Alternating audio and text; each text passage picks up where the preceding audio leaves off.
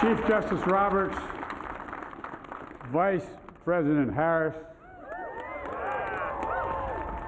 Speaker Pelosi, Leader Schumer, Leader McConnell, Vice President Pence, and my distinguished guests, my fellow Americans.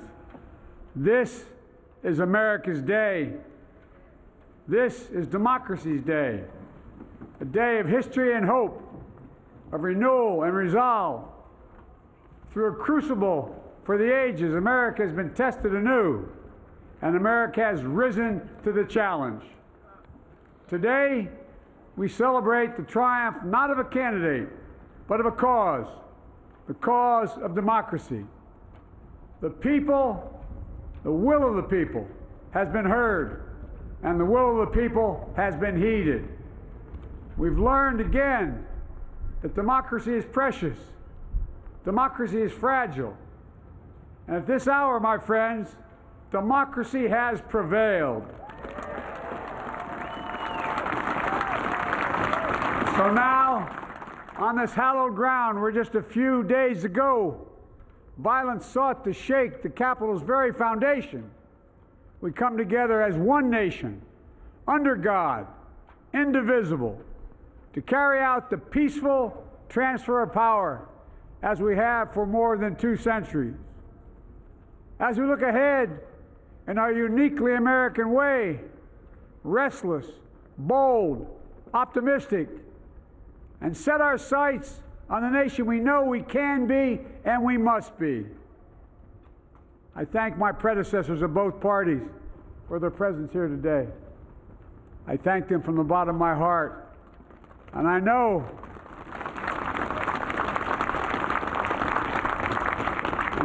the resilience of our Constitution and the strength of our nation, as does President Carter, who I spoke with last night, who cannot be with us today, but whom we salute for his lifetime in service. I've just taken the sacred oath each of those patriots have taken, the oath first sworn by George Washington. But the American story depends not on any one of us, not on some of us, but on all of us, on we the people who seek a more perfect union. This is a great nation. We are good people. And over the centuries, through storm and strife, in peace and in war, we've come so far. But we still have far to go. We'll press forward with speed and urgency, for we have much to do in this winter of peril and significant possibilities. Much to repair, much to restore, much to heal, much to build, and much to gain. Few people in our nation's history have been more challenged or found a time more challenging or difficult than the time we're in now. Once-in-a-century virus that silently stalks the country. It's taken as many lives in 1 year as America lost in all of World War II. Millions of jobs have been lost. Hundreds of thousands of businesses closed. A cry for racial justice, some 400 years in the making, moves us. The dream of justice for all will be deferred no longer. A cry for survival comes from the planet itself, a cry that can't be any more desperate or any more clear. And now, a rise of political extremism, white supremacy, domestic terrorism, that we must confront and we will defeat. To overcome these challenges, to restore the soul and secure the future of America, requires so much more than words. It requires the most elusive of all things in a democracy: unity. Unity. In another January, on New Year's Day in 1863, Abraham Lincoln signed the Emancipation Proclamation. When he put pen to paper, the president said, and I quote, If my name ever goes down into history, it'll be for this act, and my whole soul is in it. My whole soul is in it. Today, on this January day, my whole soul is in this, bringing America together, uniting our people, uniting our nation. And I ask every American to join me in this cause.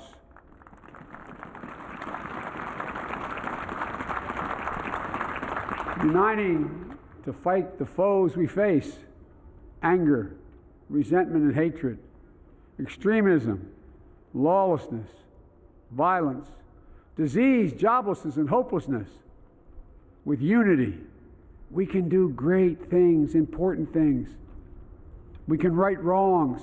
We can put people to work in good jobs. We can teach our children in safe schools. We can overcome the deadly virus. We can reward work and rebuild the middle class and make health care secure for all. We can deliver racial justice, and we can make America once again the leading force for good in the world. I know speaking of unity can sound to some like a foolish fantasy these days. I know the forces that divide us are deep and they are real. But I also know they are not new. Our history has been a constant struggle between the American ideal that we're all are created equal and the harsh, ugly reality that racism, nativism, fear, demonization have long torn us apart. The battle is perennial, and victory is never assured. Through Civil War, the Great Depression, World War, 9/11, through struggle, sacrifice, and setbacks, our better angels have always prevailed. In each of these moments, enough of us have come together to carry all of us forward. And we can do that now. History, faith, and reason show the way of unity. We can see each other not as adversaries, but as neighbors. We can treat each other with dignity and respect. We can join forces, stop the shouting, and lower the temperature. For without unity, there is no peace, only bitterness and fury.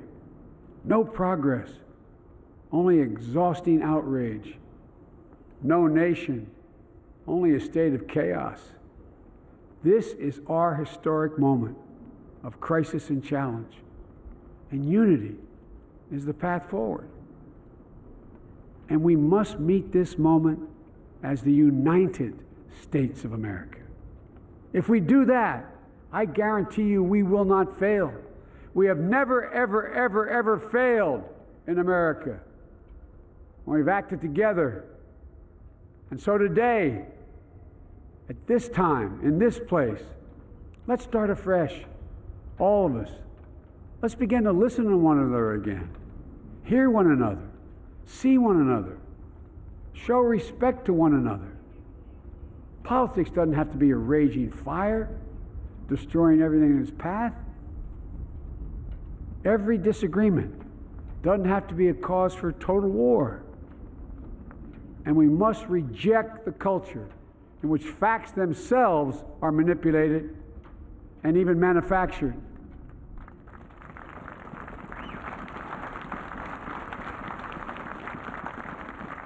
My fellow Americans, we have to be different than this. America has to be better than this. And I believe America is so much better than this. Just look around. Here we stand in the shadow of the Capitol Dome, as was mentioned earlier, completed amid the Civil War, when the Union itself was literally hanging in the balance.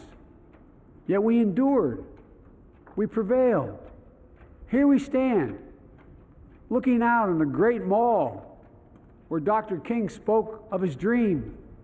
Here we stand where 108 years ago, at another inaugural, thousands of protesters tried to block brave women marching for the right to vote.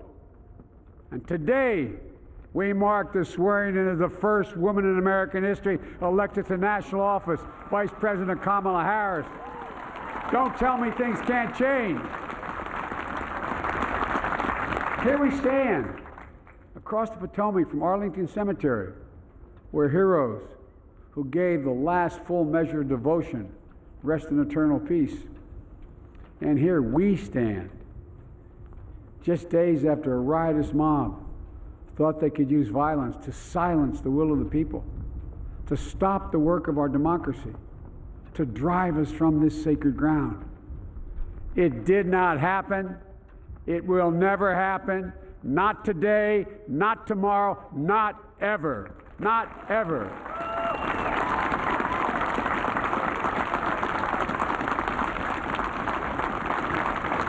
To all those who supported our campaign, I'm humbled by the faith you've placed in us. To all those who did not support us, let me say this. Hear me out as we move forward. Take a measure of me and my heart. If you still disagree, so be it. That's democracy. That's America. The right to dissent peaceably within the guardrails of our republic is perhaps this nation's greatest strength. Yet hear me clearly. Disagreement must not lead to disunion. And I pledge this to you. I will be a president for all Americans. All Americans. And I promise you, I will fight as hard for those who did not support me as for those who did.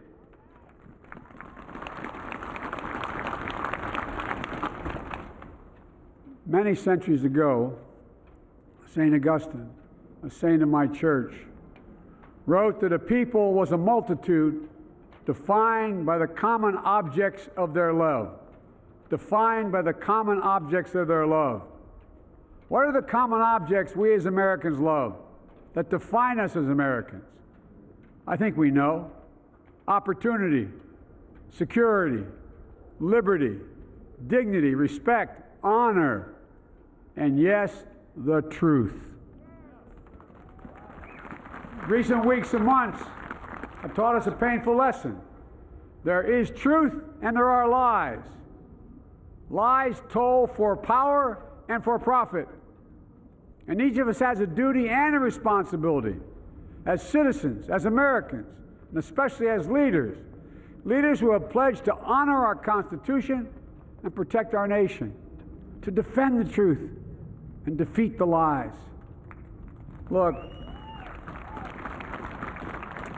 I understand that many of my fellow Americans view the future with fear and trepidation. I understand they worry about their jobs. I understand, like my dad, they lay at bed at night, staring at the ceiling, wondering, can I keep my health care? Can I pay my mortgage? Thinking about their families, about what comes next. I promise you, I get it. But the answer is not to turn inward, to retreat into competing factions, distrusting those who don't look like you, or worship the way you do, or don't get their news from the same sources you do. We must end this uncivil war that pits red against blue, rural versus urban, conservative versus liberal. We can do this if we open our souls instead of hardening our hearts, if we show a little tolerance and humility, and if we're willing to stand in the other person's shoes, as my mom would say, just for a moment, stand in their shoes. Because here's the thing about life. There's no accounting for what fate will deal you. Some days, when you need a hand. There are other days when we're called to lend a hand. That's how it has to be. That's what we do for one another. And if we are this way, our country will be stronger, more prosperous, more ready for the future. And we can still disagree.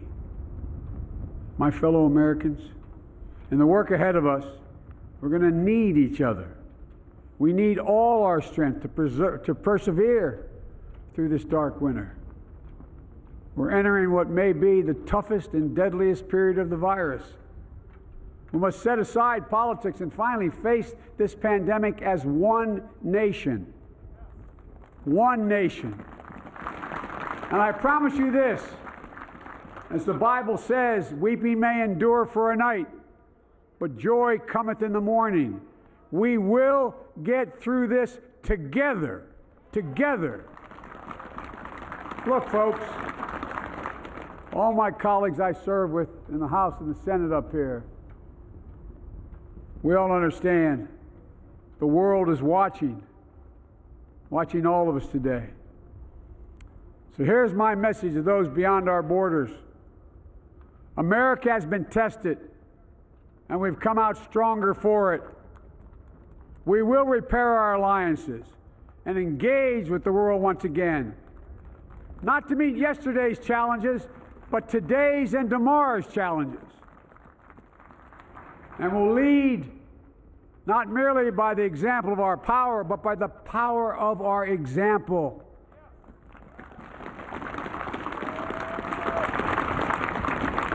We'll be a strong and trusted partner for peace, progress, and security. Look, you all know we've been through so much in this nation. And my first act as president, I'd like to ask you to join me in a moment of silent prayer. Remember all those who we lost in this past year to the pandemic. Those 400,000 fellow Americans, moms, dads, husbands, wives, sons, daughters, friends, neighbors, and co-workers. We'll honor them by becoming the people and the nation we know we can and should be. So I ask you, let's say a silent prayer for those who've lost their lives and those left behind, and for our country.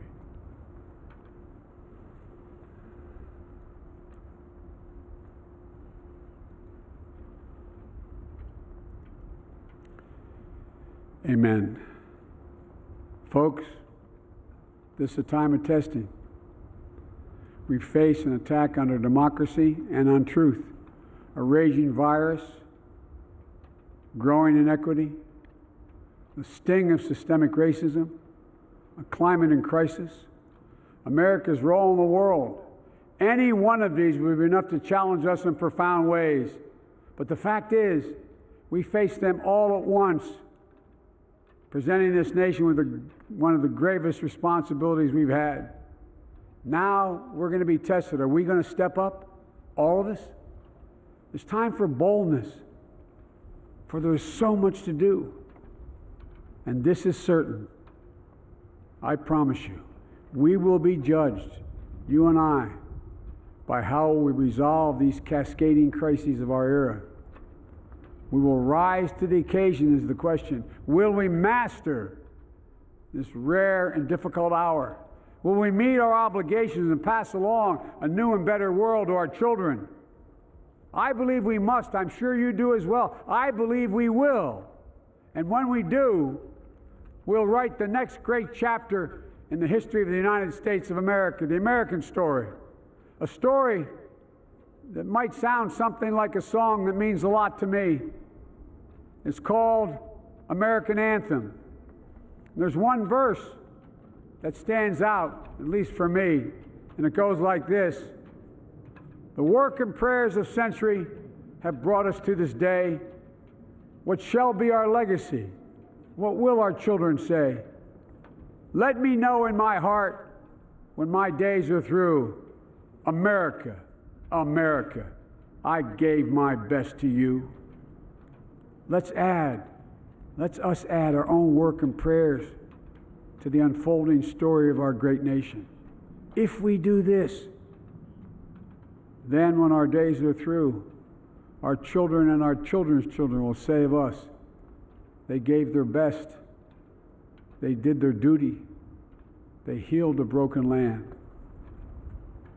My fellow Americans, I close the day where I began, with the sacred oath. Before God and all of you, I give you my word. I will always level with you. I will defend the Constitution. I'll defend our democracy. I'll defend America. and will give all of you, keep everything I do in your service, thinking not of power, but of possibilities, not of personal interest, but the public good. And together we shall write an American story of hope, not fear, of unity, not division, of light, not darkness, a story of decency and dignity, love and healing, greatness and goodness. May this be the story that guides us, the story that inspires us, and the story that tells ages yet to come that we answered the call of history. We met the moment. Democracy and hope, truth and justice did not die on our watch but thrived. That America secured liberty at home and stood once again as a beacon to the world. That is what we owe our forebears, one another, and generation to follow. So, with purpose and resolve, we turn to those tasks of our time, sustained by faith, driven by conviction, and devoted to one another and the country we love with all our hearts. May God bless America, and may God protect our troops. Thank you, America.